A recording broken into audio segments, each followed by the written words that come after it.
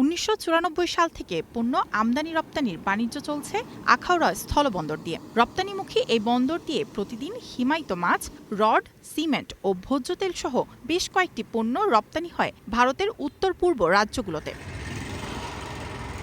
তবে বিগত অন্তর্বর্তী সরকারের আমলে ভারতের সঙ্গে কূটনৈতিক টানাপোড়েনে ক্ষতিগ্রস্ত হয় রপ্তানি বাণিজ্য। গত বছরে মে মাসে স্থলবন্দর দিয়ে প্লাস্টিক ফার্নিচার, পিভিসি সামগ্রী, প্রক্রিয়াজাত খাবার, ফল ও ফলের জুস এবং তুলার মতো উচ্চ চাহিদা সম্পন্ন কয়েকটি পণ্য আমদানির উপর নিষেধাজ্ঞা দেয় ভারত সরকার।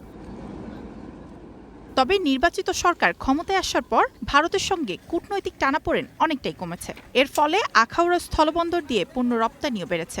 বর্তমানে হিমায়িত মাছ, আটা, ময়দা ও শুটকি রপ্তানি হচ্ছে বেশি। এ অবস্থায় রপ্তানি বাণিজ্য বাড়াতে ভারত সরকারের সঙ্গে আলোচনার মাধ্যমে নিষেধাজ্ঞা প্রত্যাহারের ব্যবস্থা নেওয়ার দাবি ব্যবসায়ীদের। অনেক পণ্য যেগুলো অন্তর্বর্তীকালীন সরকারের সময় রেস্ট্রিকশন আওতায় পড়ে গেছিল, নিষিদ্ধ হয়ে গেছিল, যে গার্মেন্টস আইটেম, ফুড আইটেম, তারপরে হচ্ছে আপনার ড্রিঙ্কস কিছু আইটেম, আরও কিছু কোম্পানির সামগ্রী ছিল, এগুলো নিষিদ্ধ ছিল। এগুলো এখনো পর্যন্ত কোনো সুষ্ঠু সুরাহা ওই পক্ষ থেকে আমরা পাই নাই। ভারত সরকারের কিছু ব্যারিয়ারের কারণে আমাদের অনেকগুলো আইটেম এখানে আমরা রপ্তানি করতে পারতেছি না। সেগুলো চাই আমরা যে দ্রুত সময়ের মধ্যে সরকার যেন এর একটা পদক্ষেপ নিয়ে এটা সমাধান করে।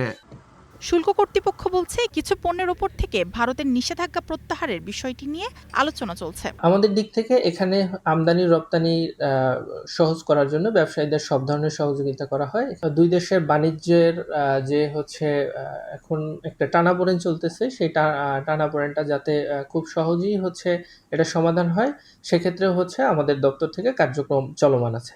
চলতি অর্থবছরের ৯ মাসে আখাউড়া স্থলবন্দর দিয়ে ভারতে রপ্তানি হয়েছে ৪৩৭ কোটি টাকার পণ্য। একই সময়ে আমদানি হয়েছে প্রায় ২ কোটি টাকার চাল, জিরা ও আগরবাতি। Desk report, star news.